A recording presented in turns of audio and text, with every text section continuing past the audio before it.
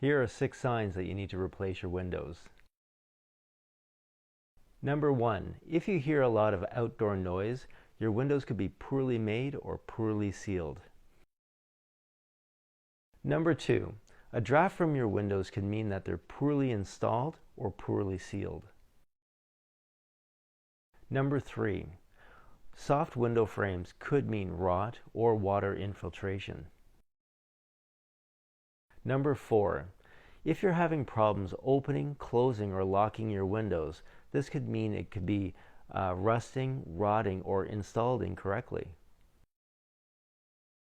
Number 5, condensation between the layers of glass means your seals have failed and the insulating gases have escaped.